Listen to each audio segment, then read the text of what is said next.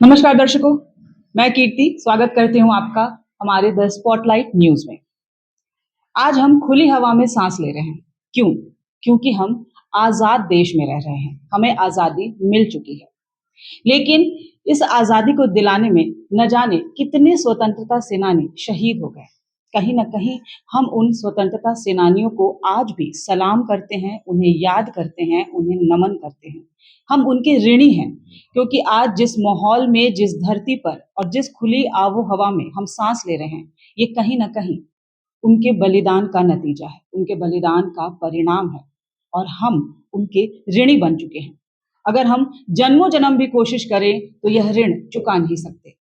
लेकिन बावजूद इसके, क्या आपको लगता है कि जो स्वतंत्रता सेनानी हैं, उन्हें, उनके परिवार को, उनकी पीढ़ी को न्याय मिला है?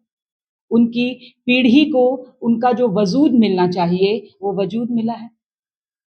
जिस आबो हवा में हम सांस ले रहे हैं, हम उनके ऋणी बन चुके हैं। क्या वो उचित सम्मान आज उन्हें मिला है? हम अगर बात करें शहीद जयमंगल पांडे जी की, उन्हें कौन नहीं जानता, हम सब जानते हैं। उन्होंने न जाने कितने ही लोगों को जागरूक किया, उसके बाद अपने प्राण जो है वो बलिदान कर दिया, न्यौछावर कर दिया। लेकिन बावजूद उसके आज हम सिर्फ उन्हें किताबों में पढ़ पा रहे हैं। आज उनकी जो पीढ़ी है, उनके जो वंशज हैं, वो आज भी हर एक चीज, सुख सुविधा के लिए कहीं ना कहीं तरस रहे हैं। आखिर इसके पीछे की क्या वजह हो सकती है? क्या हमारी सरकार या हमारा समाज इतना भी नहीं कर सकता एक स्वतंत्रता सेनानी और उनकी पीढ़ी के लिए कि हम उन्हें उचित सम्मान दें, उचित सुविधा मुहैया कराएं? हमारे साथ सच्चिदानंद पांडे जी हैं, जो कि शहीद जयमंगल पांडे जी के सातवीं पीढ़ी हैं, सातवीं पुस्त एक तरह से हम कह सकते हैं कि हैं। हम उनसे जानेंगे कि आखिर क्या वजह है कि आज भी शहीद जयमंगल पांडे, उनकी जो शहादत है वो आज भी उपेक्षित है। क्यों उन्हें आज भी जो उचित सम्मान मिलना चाहिए वो सिर्फ किताबों में सिमट कर रह गया है? सच्चिदानंद जी। सबसे पहले आपको नमस्कार, आभार, और दर्शकों को भी आपके चैनल के माध्यम से आभार। आज हम शहीद जयमंगल पांडे की 7वीं पीढ़ी हैं। बहुत गर्व महसूस होता है कि हम उस परिवार से हैं जिन्होंने देश की आज़ादी के लिए अपनी बलिदानी दे दी, और एक बड़ी भूमिका झारखंड और एकीकृत बिहार से निभाई थी उन्होंने, जिसमें बाबू कुंवर सिंह के को तार के माध्यम से वार्ता होती थी कि किस तरह से हम लड़ाई को आगे जारी रखेंगे, और उसमें लक्ष्मीबाई भी कहीं न शामिल थी, और झारखंड से कई उनके साथ लोग थे। नादिर अली खां थे, विश्वनाथ साहदेव थे, पांडे गणपत राय थे, शहीद शेख भिखारी थे, शहीद टिकैत उमराव थे, माने अर्जुन सिंह थे। तो इस तरह के कई एक लोग थे, और सारे परिवार आज उपेक्षित है, चूँकि झारखंड सरकार, केंद्र सरकार कहीं भी आज तो बहुत तरह के देखे होंगे, तिरंगा यात्रा निकल रहा है, या मेरा देश मेरा मिट्टी, गाँव का मिट्टी उठाया जाता है, जिस जहाँ पर बलिदानी की भूमि है, लेकिन उन परिवारों को शुद्ध नहीं लिया जाता। तो ये थोड़ा-सा बड़ा विचित्र बात होता है। एक तरफ झारखंड सरकार, अभी आप देखे होंगे कि झारखंड सरकार अभी एक झारखंड आंदोलनकारियों के लिए पेंशन लेके आ रही है। खुद सरकार की सोच है। और आज जो है सो देखिए, 1857, चूँकि हमरे पूर्वज 1857 के प्रथम बलिदानी के नायक हैं वो, तो उन उन लोगों के विषय में आज तक नहीं सोचा जा रहा है। तो हम कहते हैं झारखंड आंदोलनकारी को भी आप सम्मान दीजिए, उनको भी कीजिए, लेकिन 1857 जिनके जो क्रांतिकारी थे, जिनके बलिदान से आज खुली साँस में पूरे भारत के लोग आज़ादी के जी रहे हैं, तो हम चाहते हैं कि उन परिवारों को भी सम्मान मिले। आप देखे होंगे उत्तराखंड या हरियाणा जाएँगे तो वहाँ पेंशन से लेकर के हॉस्पिटैलिटी या कहीं भी आने-जाने का, उसमें सरकार के माध्यम से मिलता है। अभी उत्तराखंड का कुछ पेपर भी मेरे पास आया था। झारखंड सरकार से भी आग्रह है कि कम से कम सारे सुविधा दिया जाए, जो उत्तराखंड और हरियाणा में दिया जा रहा है, तो यहाँ के परिवारों को दें, और उससे पहले इन लोगों को सम्मान भी मिलना चाहिए। चूँकि सम्मान क्या है कि जैसे 15 नवंबर है, उस दिन हमारा झारखंड का स्थापना दिवस है। उस दिन भी शहीदों को सम्मान मंच पर बुला करके कोई भी सरकार को देना चाहिए था, जो कि आज नहीं दिए।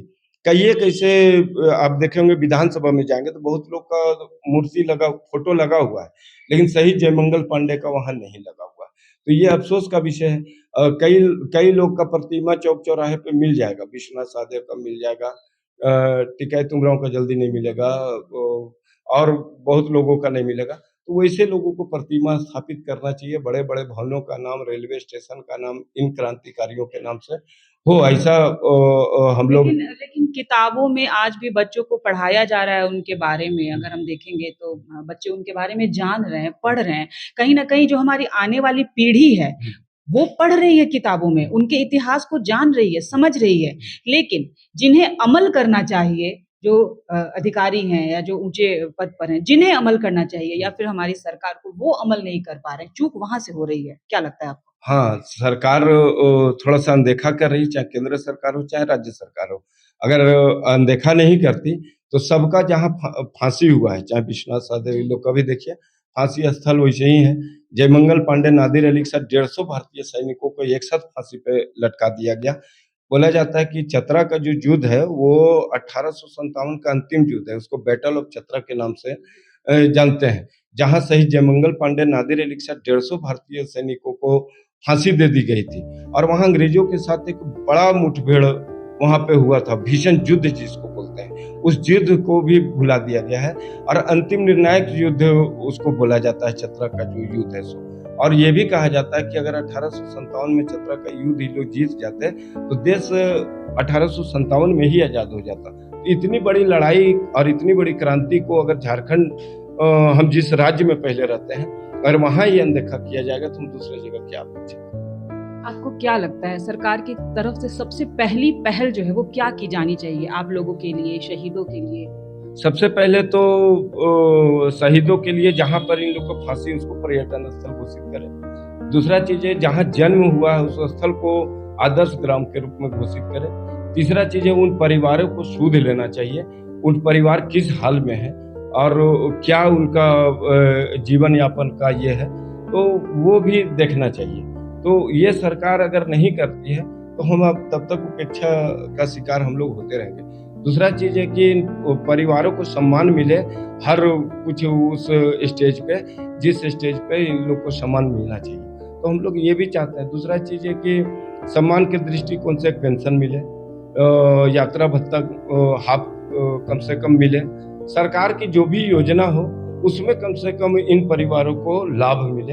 अब बताते हैं कि कई कैसे परिवार हैं, नीलांबर पीतांबर हैं, चाहे और कोई हैं, आप उनके परिवार को देखिए, नाम तो बड़ा है, पार्क भी है, यूनिवर्सिटी का नाम है, उन परिवार को कभी जाकर देखिए तो पता चलेगा एक शाम खाने खाने, तो ये बड़ा चिंता का विषय होता है। ठीक है, तो कोई परिवार है कि बकरी पाल के जीविकोपार्जन कर रहे हैं, तो सरकार का ध्यान आकृष्ट कराते हैं कि जिनके पूर्वज बलिदानी दे दिए, अगर उनका परिवार आज भी बकरी पालन से अगर जीविकोपार्जन करता है और अगर कोई वंशज अगुआ आवास में जी रहा है, तो उसको कम से कम एक भूमि और रहने खाने का एक व्यवस्था बनाया जाए, और समय समय पे जो सरकार का सम्मान समारोह होता है उसमें सरकारी स्तर पे किया जाए। माननीय उपायुक्तों को, जिस जिला में वो लोग हैं, उपायुक्तों को निर्देश दिया जाए कि इसकी देखरेख कैसे हो। लेकिन जब भी कोई भी सरकार जो है वो सत्ता में आती है, तो कहीं ना कहीं घोषणाएं वो जरूर करती है, कहीं चाहे वो विधवा पेंशन हो या फिर वृद्धा पेंशन हो, शहीदों के सम्मान के लिए भी कई तरह की बातें जो है वो की जाती हैं कि उन्हें भी उचित मुआवजा, उचित सम्मान, पेंशन सब कुछ मिलेगा। क्या आपको लगता है कि जितनी भी सरकारें आई, मैं सिर्फ एक की बात नहीं कर रही हूँ, जितनी भी अभी तक झारखंड में बनी है, जितनी पार्टियों की सरकारें, उनमें से किसी ने भी कुछ भी काम किया है? एक रघुवर दास जी थे पूर्व मुख्यमंत्री, तो एक मंच से घोषणा किए थे कि इन लोग का सम्मान भी देंगे और हर जगह प्रतिमा भी लगे। है वीडियो इंस्टाग्राम या कोई चीज़ में मिल जाएगा आपको। और झारखंड सरकार अभी जो वर्तमान में है, ये भी कहती है कि शहीदों का सम्मान दें, नहीं मिला है तो हम क्या करें। थोड़ा सा लगता है कि सिर्फ ये कोरम पूरा हो रहा है, काम धरातल पर। आप लोग को अभी तक किस किस तरह की सुविधाएं जो है वो मुहैया कराई जा चुकी हैं, या फिर सुविधाओं के नाम पे सिर्फ ठगी हुई है? हम लोग को किसी भी तरह का सुविधा अभी तक सरकार से नहीं मिला है। और ये भी बता दें, कई एक ऐसे परिवार हैं जो शहीद परिवार हैं, उनका शहीद सूची में नाम भी नहीं है, जो हम लोग लगातार डिमांड भी कर रहे हैं। तो ऐसे लोगों को शहीद परिवार की सूची में वहाँ के स्थानीय उपायुक्त से चाहे विधायक से मांग करके और चढ़ाना चाहिए सरकार को। बहुत लोग हैं कि आवेदन दे रहे हैं लेकिन कोई सुध नहीं लिया जा रहा। ऐसे कई एक परिवार हैं हमारे जानकारी में, तो ये भी करना चाहिए सरकार। सबसे बड़ी चीज़ होती है रोज़ी-रोज़गार। जब आपको एक रोज़गार मिल जाता है तो कहते हैं कि आपकी पीढ़ी सँवर जाती है। तो शहीद परिवार को सबसे पहले तो रोज़गार मुहैया कराया जाना चाहिए। अगर परिवार के एक सदस्य को भी रोज़गार मिलता है, चाहे वो पीढ़ी दर पीढ़ी ही क्यों ना हो, तो वो परिवार अपना भरण-पोषण अच्छे से कर सकता है। और सबसे बड़ी बात ये है कि सरकार तो सरकार, सामाजिक दृष्टिकोण से भी अगर हम देखें तो समाज को भी पहल करनी चाहिए, क्योंकि सरकार की तो अपनी ज़िम्मेदारियाँ हैं, लेकिन समाज की भी कहीं न कहीं अपनी ज़िम्मेदारियाँ हैं। सामाजिक ज़िम्मेदारी के प्रति आप क्या कहेंगे? क्या आपको लगता है कि सामाजिक दृष्टिकोण से भी आप लोगों ने उपेक्षा का दंश झेला है? देखिए, 8वां क्लास का किताब में इतिहास में पढ़ाया जाता है। जेपीएससी, जेटेट वगैरह अगर आप देखेंगे, जो डीएसपी रैंक तक के लोग होते हैं वो जयमंगल पांडे, नादिर अली सब के विषय में चाहे 1857 क्रांति पढ़ के जाते हैं। और सामाजिक रूप से जहाँ पे स्थानीय विधायक और सांसद होते हैं, नगर निगम के सदस्य होते हैं, तो स्थानीय जनप्रतिनिधि सैकड़ों लोगों को प्रतिनिधित्व करते हैं। तो उनका भी कोई क्या बोलते हैं इसमें, उनका भी कोई किसी तरह का सहयोग या सम्मान नहीं मिल पाता है लोकल स्तर पे, तो हम आम जन से अपेक्षा क्या करेंगे? हाँ, कोई ज़रूर है कि सुनता है कि ये जयमंगल पांडे वंशज है, चाहे इनका परिवार यहाँ, तो अचरज तो करता ही है लोग कि बाप ऐसे परिवार से हम मिलते हैं। हम कहीं-कहीं जाते हैं, कोई हाथ मिला के भी बोलता है कि काँप रहा है हाथ आपसे मिला करके, चूँकि आप ऐसे परिवार से हैं। तो ऐसा भी स्थिति है लोगों के पास। लेकिन जो जब तक इन परिवारों को सरकारी स्तर से, स्थानीय जनप्रतिनिधियों के स्तर से, स्थानीय प्रशासनिक ये से, चूँकि पूर्व में सरकार बोले थे कि ज़मीन भी देंगे, नौकरी भी देंगे, घर भी देंगे। इस तरह का बात हुआ था। लेकिन वो धरातल पर आया नहीं। हमको लगता है 1-2 परिवार को 4th ग्रेड का नौकरी मिला, तो वो अब उन परिवारों से अगर 4th ग्रेड का नौकरी करवाएँगे, उससे अच्छा पेंशन दे देंगे। आप उनको सम्मान अगर देना है, तो किसी का फाइल और इधर-उधर चाहे कुछ भी है तो छोटे ही काम कराया जाएगा। तो हम चाहते हैं उनको सम्मान के दृष्टिकोण से नौकरी ज़रूर दे दीजिए, लेकिन बोलिए घर बैठे आपको पेंशन मिलेगा, जब खाली हाथ नहीं बना, उनसे कोई काम नहीं करवाइए, ये हम चाहते हैं। एक शहीद के वंशज होना एक गौरवान्वित, अपने आप में एक बहुत ही गौरव भरा वो पल होता है जब हम याद करते हैं कि हाँ, हमारे पूर्वज ने अपनी शहादत देके इस देश को आज़ादी दिलाई। दूसरी तरफ हमारी आने वाली जो पीढ़ी है, जो कहीं न कहीं आज हम देखेंगे कि कुछ लोग कहते हैं रास्ता भटक गई है, और कुछ लोग कहते हैं कि जिस ट्रैक पर है शायद कहीं न कहीं हमारे जो शहीद हैं उनको वो भूले बैठे हैं। तो हमारी आने वाली पीढ़ी को आप क्या कहेंगे, और आपको कितना गौरवान्वित महसूस होता है एक शहीद के जो आप वंशज हैं उस पर? मुझे, हम पूरा गौरवान्वित है, मेरा पूरा परिवार गौरवान्वित है, मेरा पूरा गाँव गौरवान्वित होता है, समाज भी गौरवान्वित होता है। उसमें कहीं ये नहीं। फ़क्र तब होता है कि जब इनका नाम कहीं पे सम्मानपूर्वक लिया जाता है, तो हमको भी गर्व से कहना पड़ता है कि हम ऐसे परिवार से हैं। आने वाली पीढ़ी को बोलते हैं कि जिन लोगों ने निस्वार्थ इस देश के लिए बलिदानी दे दी, तो जो अभी चक्र चल रहा है, माने झूठ सच का, एकता अखंडता पर वार हो रहा है, चाहे जो युवाओं को गलत नीतियों से जोड़ा जा रहा है, हम चाहते हैं कि सामाजिक कुरीतियाँ को हटा करके जो समाज के अच्छे हित में जो कार्य आवे, उसके लिए युवा को आगे आना पड़ेगा। उन उन बलिदानियों का खून इस मिट्टी में है, तो सोच रहे हैं कि आपको उनको देख करके आपको जीवन यापन समाज में करना चाहिए, और एक भारत देश सर्वश्रेष्ठ हो, हमारा समाज सर्वश्रेष्ठ हो, तो उन बलिदानियों को देख के उस